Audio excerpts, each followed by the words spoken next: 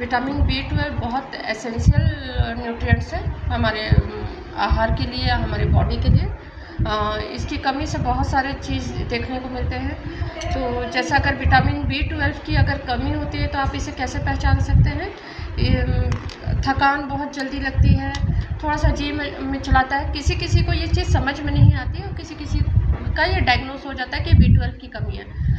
जी, अगर B12 अगर अच्छी मात्रा में है तो उनके रेड ब्लड सेल्स अच्छे बनेंगे बॉडी में और वो किसी भी प्रकार के इन्फेक्शन से बचे रहेंगे। दूसरा, वो एनीमिक नहीं रहेंगे, उनके शरीर में पर्याप्त HB या खून की मात्रा पर्याप्त रहेगी। दूसरा, उनका नर्वस सिस्टम बहुत अच्छा रहेगा। जो कई लोगों को भूलने की बीमारी होती है, भूल जाते हैं, तो अगर B12 अच्छी मात्रा में रहेगी तो भूलने की बीमारी नहीं होगी। स्किन संबंधित बीमारियां कम होती हैं उनको, और उनका जो एक DNA बनता है, आनुवांशिक प्रक्रिया जो रहती है वो बहुत अच्छा रहेगा और उसमें किसी प्रकार की कोई दिक्कत नहीं आएगी। B12 का अगर हम आहार्य देखेंगे कि आहार में इसे कैसे ले सकते हैं, तो नॉनवेज इसका सबसे अच्छा गुड सोर्स होता है।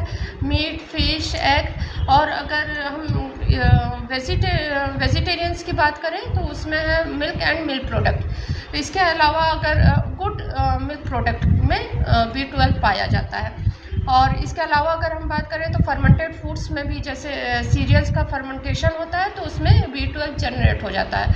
कुछ भाजियों में भी पाया जाता है B12, भाजियों में, सीरियल्स में, अनाजों में पाया जाता है। लेकिन अगर इसकी मात्रा अगर हम देखा जाए तो 2.4 मिलीग्राम एक एडल्ट को चाहिए रहता है।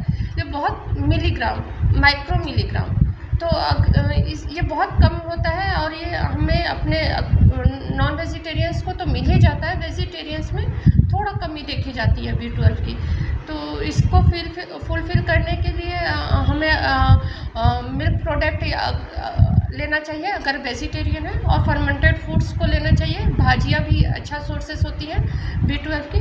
B12 तो अनाजों के थ्रू या मिल्क प्रोडक्ट्स के थ्रू या नॉन वेजिटेरियन के थ्रू हमारे बॉडी में जा ही रहा है, लेकिन इसका एब्जॉर्प्शन सही नहीं हो पाता है। इस कारण से B12 की कमी देखी जाती है। एब्जॉर्प्शन क्यों नहीं हो पाता?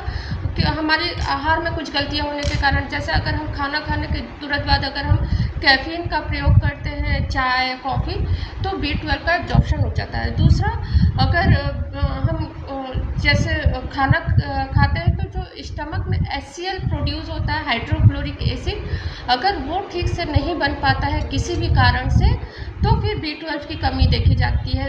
HCl सही से नहीं बन पाने का कारण गैस्ट्राइटिस हो सकता है, या बहुत टाइम से कोई लंबी बीमारी चलती है तो हाइड्रोक्लोरिक एसिड नहीं बन पाता, जो कि हमारे खाने से B12 को अलग करके एक प्रोटीन इंट्रेसेनिक के थ्रू B12 का पाचन करता है। जब HCl सही से नहीं बन पाएगा तो B12 की कमी देखी जाएगी।